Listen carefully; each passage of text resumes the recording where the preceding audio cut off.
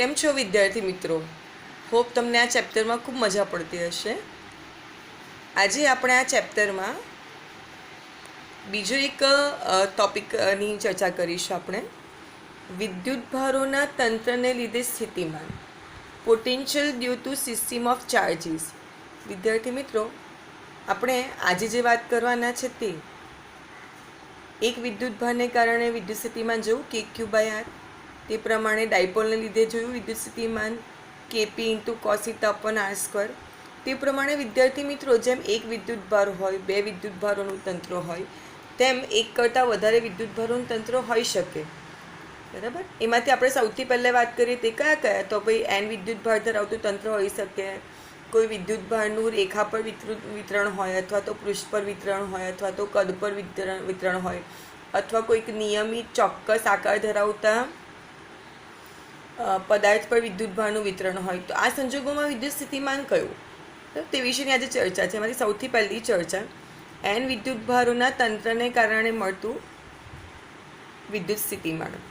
વિદ્યાર્થી મિત્રો, તમે જોઈ શકો છો કે અહીંયા મેં એક તંત્ર લીધેલું છે Q1, Q2, Q3, Q4, Q5, બરાબર, અપ ટુ Qn જેટલો વિદ્યુત ભાર ધરાવતું એક તંત્ર છે. બરાબર. આ તંત્રમાં જેટલા બી વિદ્યુત ભારો છે એ વિદ્યુત ભારોને કારણે બિંદુ P પાસે મારે વિદ્યુત સ્થિતિમાન શોધવું છે. બરાબર. તો સૌથી પહેલાં આપણે શું કરીએ, એના સ્થાન સદિશ નક્કી કરી નાખીએ કે Q1 થી P સુધી તમે જાઓ. બરાબર. તો એનો સ્થાન સદિશ P બિંદુની સાપેક્ષે આનો સ્થાન સદિશ થયો સદિશ R1P, પહેલા વિદ્યુત ભારનો. તે જ પ્રમાણે બીજા વિદ્યુત ભારનો થશે સદિશ R2P, ત્રીજાનો સદિશ R3P, ચોથા વિદ્યુત ભાર માટે સદિશ R4P, પાંચમા માટે સદિશ R5P. એ પ્રમાણે n વિદ્યુત ભાર માટે Rn સદિશ Rn × P. બરાબર. હવે સૌથી પહેલાં હું ફક્ત પહેલા વિદ્યુત ભારની વાત કરું. આ બિંદુ પહેલો જે વિદ્યુત ભાર છે Q1ને કારણે બિંદુ P પાસે જો મારે વિદ્યુત સ્થિતિમાન શોધવું હોય વિદ્યાર્થી મિત્રો, તો અહીંયા આવશે V1 = KQ1/R1P. બિંદુવત વિદ્યુત ભારનું મેં સૂત્ર વાપર્યું, જ્યાં K = 1/4πε0 છે વિદ્યાર્થી મિત્રો. બરાબર છે. હવે તે જ પ્રમાણે V2 પાસે શોધું. V2 એટલે કે બીજા વિદ્યુત ભારને કારણે તો આવશે KQ2/R2P. ત્રીજા વિદ્યુત ભારને કારણે KQ3/R3P. એમ કરતાં એનમાં વિદ્યુત ભારને કારણે Vn = આવશે KQn/RnP. બરાબર વિદ્યાર્થી મિત્રો. તો P બિંદુ પાસેનું કુલ વિદ્યુત સ્થિતિમાન આ બધા વિદ્યુત ભારોને કારણે કેટલું થાય? તો બધા જ વિદ્યુત ભારોને કારણે મળતા વિદ્યુત સ્થિતિમાનનો સરવાળો કરો. V = V1 + V2 + V3 up to Vn. એટલે કે V1 = તમે લખી શકો KQ1/R1P વત્તા KQ2/R2P વત્તા અપ ટુ KQn/RnP. એટલે કે આ બધામાંથી Kને હું કોમન કાઢું. બરાબર. તો શું લખાય? સમ ઓવર I = 1 to n 1 2 3 4 5 ને બદલે શું લખાશે? QI/RIP. બરાબર. આ 1 2 3 ને બદલે તમે શું લખશો? RI × P, જ્યાં I શું છે? 1 2 3 અપ ટુ n. વિદ્યાર્થી મિત્રો, હવે આની જ આપણે બીજી રીતે ચર્ચા કરીએ કે ધારો કે તમે કાર્ટેશિયન માર્ક્સ પદ્ધતિના ઉગમ બિંદુની સાપેક્ષે તમે વિદ્યુત ભાર કરો કે ભાઈ અહીંયા Q1 Q2 થી લઈને Qn જેટલા વિદ્યુત ભાર છે. તો ઉગમ બિંદુની સાપેક્ષે આનો સ્થાન સદિશ કયો થયો? સદિશ R1. બીજા વિદ્યુત ભાર માટે થયો સદિશ R2. એવી રીતે n વિદ્યુત ભાર માટે થયો સદિશ Rn. અને આને કારણે આ કાર્ટેશિયન માર્ક્સ પદ્ધતિના કોઈ બિંદુ પાસે P પાસે તમારે વિદ્યુત સ્થિતિમાન શોધવું છે. તેનો સ્થાન સદિશ થઈ ગયો સદિશ R. બરાબર. હવે સૌથી પહેલું વિદ્યાર્થી મિત્રો ધ્યાન આપજો, જો કે Q1ને કારણે P આગળ મારે વિદ્યુત સ્થિતિમાન શોધવું છે. તો આ શું થઈ ગયું? આવ્યા Q1 થી P સુધીનો સ્થાન સદિશ થઈ ગયો. અને તમે એને શું લખી શકો? R1P. અને R1P કે તે મેળવાય અંતિમ સ્થાનમાંથી તમે પ્રારંભિક સ્થાન સદિશ બાદ કરો એટલે સદિશ Rમાંથી સદિશ R1 તમે બાદ કરો એટલે મળે. એટલે પહેલું તમારું વિદ્યુત સ્થિતિમાન Q1ને કારણે કેટલું આવે? KQ1/ સ્થાન સદિશ શું થઈ ગયો? સદિશ R - સદિશ R1 વત્તા એ પ્રમાણે અહીંયા બીજો વિદ્યુત ભાર છે. બરાબર વિદ્યાર્થી મિત્રો. તો બીજા વિદ્યુત ભાર Q2 નો સ્થાન સદિશ છે સદિશ R2. P નો સ્થાન સદિશ છે R. તો આને તમે જોડો તો આ જે સ્થાન સદિશ આવે તે આવે સદિશ R2P ને સદિશ R2P એટલે શું થશે? અંતિમ સ્થાન ઓછા પ્રારંભિક સ્થાન એટલે સદિશ R માઇનસ સદિશ R2, બરાબર. એટલે અહીંયા આવશે KQ2 અપોન સદિશ R માઇનસ સદિશ R2. એમ કરતાં કરતાં તમે એનમાં વિદ્યુતભારમાં આવો, બરાબર. તો આ એન વિદ્યુતભારથી, બરાબર, આ બિંદુ પીને આ તમે જોડ્યું, બરાબર. એન વિદ્યુતભારનો સ્થાન સદિશ છે સદિશ RN, પીનો છે સદિશ R, બરાબર. તો આ બે વિદ્યુતભારને જોડતો જે સદિશ બનતો શું? સદિશ RNP અને સદિશ RNP એટલે શું? અંતિમ સ્થાન ઓછા પ્રારંભિક સ્થાન એટલે સદિશ R માઇનસ સદિશ RN. એટલે ફરીથી આના માટે મળે KQN અપન સદિશ R માઇનસ સદિશ RN, બરાબર છે વિદ્યાર્થી મિત્રો. તો હવે જુઓ કે અહીંયા જે વિદ્યુત સ્થિતિમાન છે V, એને શોર્ટમાં લખવું હોય તો શું કરો? આ બધામાંથી શું થશે? K કોમન નીકળશે, પછી Q1 વત્તા Q2 વત્તા Q અપ ટુ Qn એટલે એને બદલે આપણે શું લખી દીધું? Sum over I is equal to 1 to n into QI અપન સદિશ R માઇનસ હતું ને દીકરા વિદ્યાર્થી મિત્રો, જો સદિશ R માઇનસ સદિશ R1 સદિશ R માઇનસ સદિશ R2 સદિશ R માઇનસ સદિશ RN, તો આપણે આને બદલે શું લખી શકીએ? સદિશ R માઇનસ સદિશ RI, I is equal to 1 to n.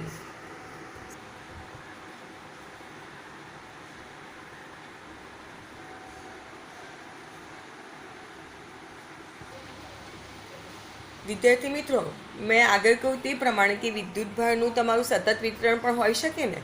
વિદ્યુતભારનું સતત વિતરણ એટલે શું? કોઈ રેખા પર કે કોઈ પૃષ્ઠ પર કે કોઈક કદ પર, બરાબર. તો તે સંજોગોમાં તમને વિદ્યુત સ્થિતિમાનનું સૂત્ર શું મળે? તો વિદ્યાર્થી મિત્રો, સૌથી પહેલાં આપણે વાત કરીશું રેખીય વિતરણની. કે ધારો કે આ રીતે શું છે? એક રેખા છે અને આ રેખા પર કન્ટિન્યુઅસલી શું છે? કોઈક વિદ્યુતભાર વિતરિત થયેલો છે. સમગ્ર રેખાની તો વાત આપણે પહેલાં કરવાના નથી, એટલે આપણે શું કરીએ? સમગ્ર રેખા પરનો કોઈ એક નાનો શું કરીએ? રેખાખંડ વિચારીએ કે જેની લંબાઈ કેટલી છે? સદિશ DL છે અને એના પરનો વિદ્યુતભાર તમે માની લો કે DQ છે. અને આ રેખા પરનું નિયમિત જે તમારું જે આ રેખા પરની જે સતત નિયમિત નહીં પણ સતત જે રેખીય ઘનતા છે તે કેટલી છે? લેમડા છે, બરાબર. તો લેમડા જેટલી રેખીય ઘનતા ધરાવતા તાર માટે જો તમે રેખીય ઘનતાનું સૂત્ર વાપરો તો શું હશે? લેમડા ઇઝ ઇક્વલ ટુ તેના પરનો વિદ્યુતભાર DQ ભાગ્યા તેની લંબાઈ એટલે DL. મને DQ મળી ગયું, DQ બરાબર લેમડા ઇન્ટુ DL. તો આ સૂક્ષ્મ ખંડને કારણે, બરાબર, કાર્ટેશિયન પદ્ધતિમાં કોઈ બિંદુ P પાસે મારે વિદ્યુત સ્થિતિમાન શોધવું છે. તો આ બિંદુ Pનો ઉગમ બિંદુ Oની સાપેક્ષે સ્થાન સદિશ કયો થયો? સદિશ R, બરાબર. અને આજે તમે જે નાનો રેખાખંડ ધારેલો, બરાબર, વિદ્યુતભાર આધારિત, એનું સ્થાન સદિશ થશે વિદ્યાર્થી મિત્રો આવ્યો આ ઉગમ બિંદુની સાપેક્ષે સદિશ R1. તો આ સંજોગોમાં શું થશે? આ વિદ્યુતભાર ધારિત આ જે ખંડ છે રેખાખંડ, એને કારણે બિંદુ P સુધી તમે જાઓ તો એનો જે સ્થાન સદિશ મળે તે માટે શું કરવું પડે? તમારે અંતિમ સ્થાનમાંથી પ્રારંભિક સ્થાન બાદ કરો એટલે સદિશ R માઇનસ સદિશ R1. એટલે વિદ્યાર્થી મિત્રો, આ જે આનું જે કિંમત આવી, આ જે સ્થાન સદિશનું મૂલ્ય તે કેટલા આવ્યું? સદિશ R માઇનસ સદિશ R1. વિદ્યાર્થી મિત્રો ખ્યાલ આવ્યો? તેના પરથી જો કે હવે આ સૂક્ષ્મ ખંડને કારણે આ બિંદુ P પાસે તમારે વિદ્યુત સ્થિતિમાન શોધવું તો શું આવશે? સૂક્ષ્મ વિદ્યુત સ્થિતિમાન DV ઇઝ ઇક્વલ ટુ હશે K એ સૂક્ષ્મ ખંડ પરનો વિદ્યુતભાર એટલે DQ અપન માનાંકમાં સદિશ R માઇનસ સદિશ R1. કેમ માનાંકમાં? કારણ કે વિદ્યાર્થી મિત્રો આપણે ફક્ત મૂલ્ય જ લેવાનું છે. હવે DQની વેલ્યુ તો આપણે નક્કી કરી નાખી લેમડા ઇન્ટુ DL, બરાબર. એ અહીંયા મૂકી દીધું K લેમડા ઇન્ટુ DL અપન માનાંકમાં સદિશ R માઇનસ સદિશ R1. પણ વિદ્યાર્થી મિત્રો, મારે તો સમગ્ર જે આ રેખા પરનો વિદ્યુતભાર છે એને કારણે બિંદુ પાસેનું કુલ વિદ્યુત સ્થિતિમાન શોધવું છે ને. તો આવા નાના નાના સૂક્ષ્મ ખંડોને કારણે મળતું બિંદુ P પાસેનું કુલ વિદ્યુત સ્થિતિમાન શોધવું હોય તો મારે શું કરવું પડે? સંકલન લેવું પડે. તો V is equal two integration કોના પરનું? સમગ્ર લંબાઈ પરનું, બરાબર. તમે શું કહ્યું? સમગ્ર લંબાઈ પર એટલે કે રેખા સંકલન લીધું, બરાબર. K લેમડા ઇન્ટુ DL અપન માનાંકમાં સદિશ R માઇનસ સદિશ RI. RI એ શું છે? તમારું જે કોઈ બી 1 2 3 4 5નો તમારો વિદ્યુતભારનો જે વિદ્યુત પ્રવાહ ખંડનો જે સ્થાન સદિશ છે તે છે, બરાબર વિદ્યાર્થી મિત્રો. એ જ પ્રમાણે ધારો કે હવે પૃષ્ઠ વિતરણ છે કે આ કાર્ટેશિયન પદ્ધતિમાં મારી પાસે આ એક પૃષ્ઠ છે, બરાબર. આ પૃષ્ઠ પર એક નાનું મેં પૃષ્ઠખંડ વિચાર્યું કે જેના પરનો વિદ્યુતભાર DQ છે, બરાબર. અને તેના પરનો તે પૃષ્ઠખંડ છે DS, બરાબર. તો આ પૃષ્ઠ પર જે પૃષ્ઠ ઘનતા હોય તે સિગ્મા હોય તો ડાયરેક્ટ લખો ને વિદ્યાર્થી મિત્રો, જો કે પૃષ્ઠ ઘનતા સિગ્મા છે તેના બરાબર શું થાય, સૂક્ષ્મ પૃષ્ઠખંડ પરનો વિદ્યુતભાર ડીક્યુના છેદમાં તે સૂક્ષ્મ પૃષ્ઠખંડ ડીએસ નું ક્ષેત્રફળ એટલે આવે ડીક્યુ બરાબર સિગ્મા ઇન્ટુ ડીએસ બરાબર. એટલે એ સૂક્ષ્મખંડને કારણે જે કુલ વિદ્યુત સ્થિતિમાન મળે તે મળશે કે ડીક્યુને બદલે હું શું લખાય, સિગ્મા ઇન્ટુ ડીએસ અપોન. હવે આ સૂક્ષ્મ પૃષ્ઠખંડનું બરાબર, આ સૂક્ષ્મ પૃષ્ઠખંડનો માની લો કે સ્થાન સદિશ આરઆઈ છે અને આ પૃષ્ઠખંડનો ને કારણે બિંદુ પી પાસે તમારે વિદ્યુત સ્થિતિમાન શોધવાનું છે. બિંદુ પીનો સ્થાન સદિશ છે સદિશ આર, તો તમારા આ બેને જોડતો જે સ્થાન સદિશ મળે તે મળે સદિશ આર માઇનસ સદિશ આરઆઈ. એટલે તમારું અહીંયા ડીવી ઇઝ ઇક્વલ ટુ થશે કે સિગ્મા અપોન ડીએસ અપોન માનાંકમાં સદિશ આર માઇનસ સદિશ આરઆઈ. હવે આ નાના સૂક્ષ્મ ખંડને કારણે મળ્યું, પૃષ્ઠખંડને કારણે કુલ પૃષ્ઠને કારણે મળતું તમારે વિદ્યુત સ્થિતિમાન શોધવું હોય તો શું કરવું પડે, ઇન્ટિગ્રેશન સમગ્ર પૃષ્ઠ પરનું કે સિગ્મા ઇન્ટુ ડીએસ અપોન માનાંકમાં સદિશ આર માઇનસ સદિશ આરઆઈ થાય બરાબર.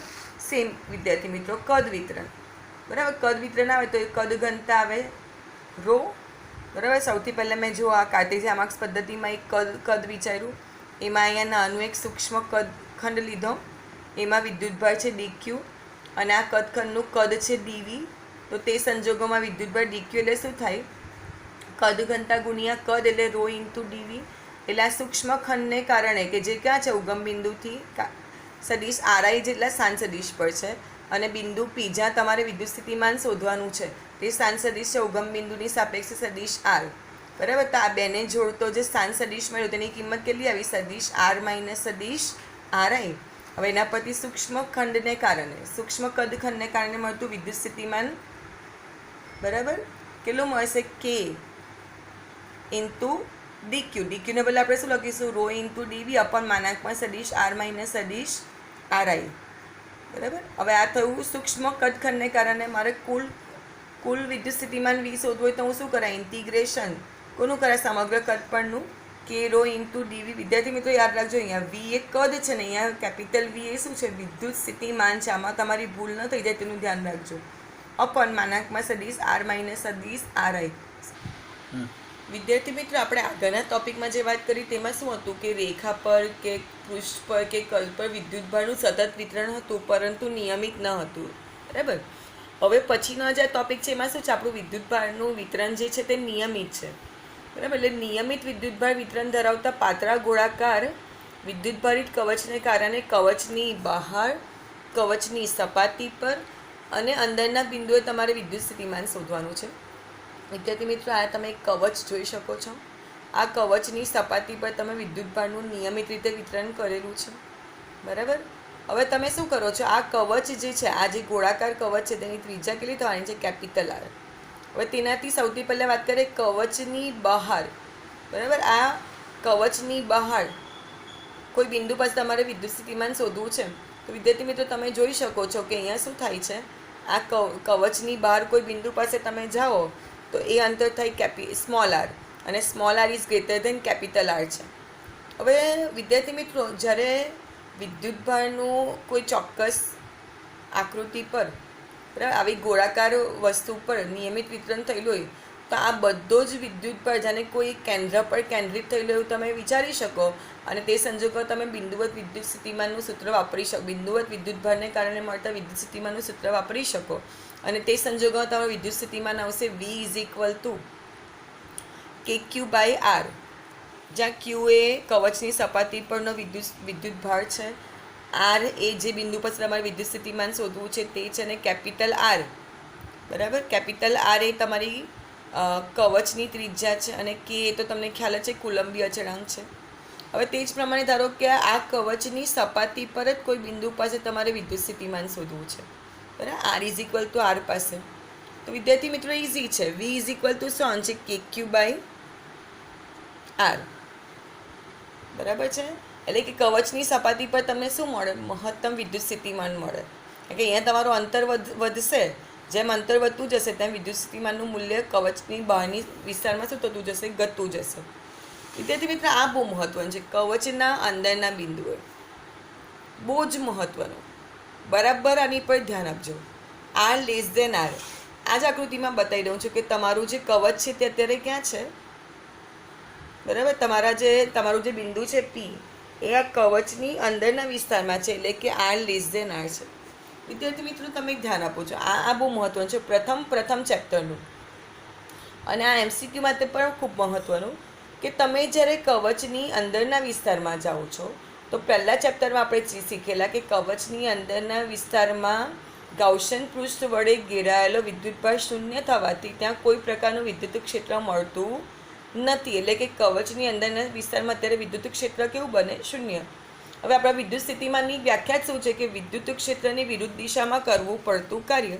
પણ જ્યાં વિદ્યુત ક્ષેત્ર જ નથી ત્યાં કોઈ કાર્ય કરવાનો પ્રશ્ન આવતો જ નથી વિદ્યુતભારે. અને તેને કારણે શું થશે કે તમે કવચની અંદરના કોઈ પણ વિસ્તારમાં જશો તો અહીંયા સપાટી પર વિદ્યુતભારની પાસે જેટલું સ્થિતિમાન હશે એટલા જ સ્થિતિમાન સાથે શું કરશે, કવચની અંદરના વિસ્તારમાં પણ એ વિદ્યુત સ્થિતિમાન કેવું રાખશે, અચળ જ રાખશે.